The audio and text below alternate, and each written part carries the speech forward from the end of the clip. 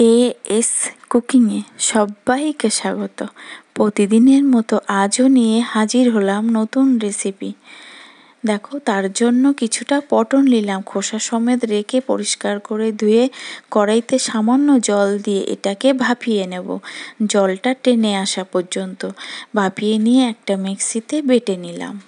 এইদিকে কড়াইতে পরিমাণ মতো তেল দিলাম, সাদা তেল। দুটো পেঁয়াজ কুচি, একটা গোটা রসুনকে কুচি করে নেওয়া ছিল সেটা কড়াইতে দিয়ে দিলাম, দিয়ে লালচে করে ভেজে নেব এটাকে। ভিডিওটা সম্পূর্ণ দেখার অনুরোধ রইল। ভাজতে ভাজতে আর কটা কাঁচা লঙ্কা দেব, যে যেমন ঝাল খাও সেই বুঝে দেবে। কাঁচা লঙ্কা দিয়ে সবগুলো একটু লালচে করে ভেজে নেওয়া হয়ে গেছে, এটা একটা বাটিতে তুলে রাখবো।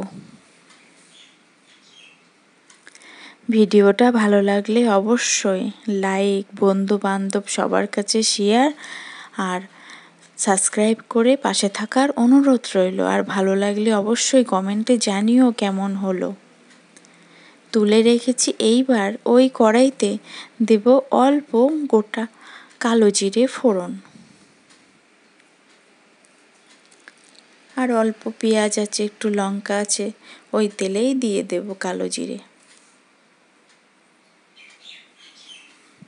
কালো জিরে ফোড়ন দিয়ে এইবার সেই বেটে রাখা পটলগুলো দিয়ে দেব।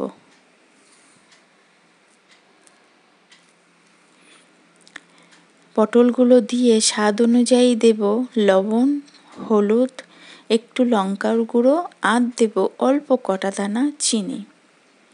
দিয়ে এগুলোকে সুন্দর করে মিশিয়ে নেব। মিশিয়ে নিয়ে জলটা টেনে আসা পর্যন্ত, পটলটা মাখো মাখো হওয়া পর্যন্ত এটাকে রান্না করতে হবে। পটলের একঘেয়ে পটলের তরকারি বা পটল পোস্ত, দই পটল, কত ধরনের রান্না। একবার তোমরা একটু অন্যভাবে এইভাবে পটলের ভর্তা বানিয়ে দেখো, গরম ভাতে জাস্ট অসাধারণ লাগে। একবার খেলে বারবার বানাবে। এইবার পটলের রসটা পুরো টেনে গেছে। এইবার এই অবস্থাতে দেব সেই ভেজে নেওয়া লঙ্কা, পেঁয়াজ আর রসুনটা দিয়ে আবার একটু কষিয়ে নেব। বেশ কষানো মতন হয়ে যাবে, আঠা মতন হয়ে যাবে, কড়া থেকে খুব অনায়াসেই এটা ছেড়ে দেবে। তখন বুঝবে এটা সম্পূর্ণভাবে হয়ে গেছে।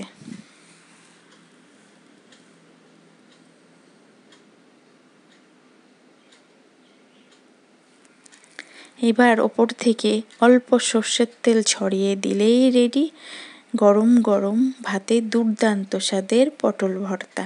এইভাবে অবশ্যই একবার বানিয়ে কমেন্টে জানিও কিন্তু কেমন হলো। দারুণ লোভনীয় দেখতে।